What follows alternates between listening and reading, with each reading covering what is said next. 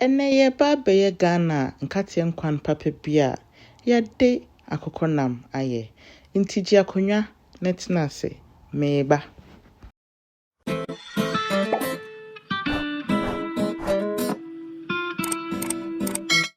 Meshasi aya mi jane makekedro me garlic me meko na rosemary. Nti obi nim garlic ni rosemary tree din a oma me hu comment section.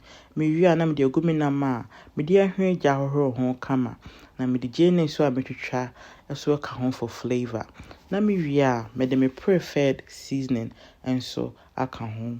Me wi na me de 2 tablespoons of tomato paste aka ho.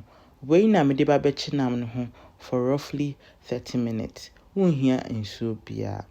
Me wi a na me de meko jane ene ensuo asigya so ama na huru. Me de meko na asigya so awie no na mafa 2 ladles of Nkatenkwan e de agu me blend them. Me wi a me de ensuo kakra aka ho na mayam se de be ya emu be ha kakra. Na me wi a me de agu ade mu na me de asigya so achimu until say anwa kakra ebebe ni. Me wi a me meko na me no aye no me de begu ade mu na mayam. Me yam wi a na me de agu nam na me cheye no.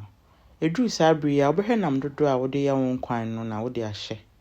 Esanse ye Nkatenkwan nti. Unhia nso bebre because wode nkate na wo che ho no ba begum. Me wi a na me de toast ene jene aye atosode no enso aka ho ama na sigya so kakra. Me wi a na me de nkate na me che mu no na me de agum na me de nsuo kakra bi enso aka ho na se ato ne bo ase esigya ne so. Sene ne da oba me channel yi so a me ma wakwa aba waba atena ase.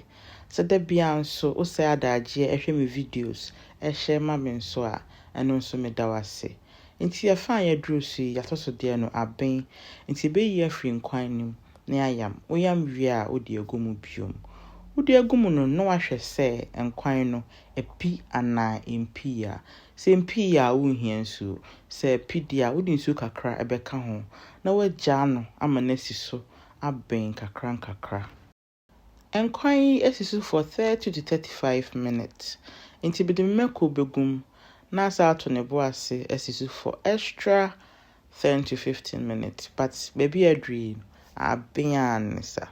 Nti after 10 minutes no wa hwe enkwan no aben na hwe na kono. So wa hwe me aba bedru sabri a me da ase bebre. So a subscriber asked that I make 3 voiceovers each time I make local Ghanaian meals. It's not easy though, but I tried. So if you've watched this far, thank you so much. Please subscribe for more amazing recipes. See you in my next video. Bye.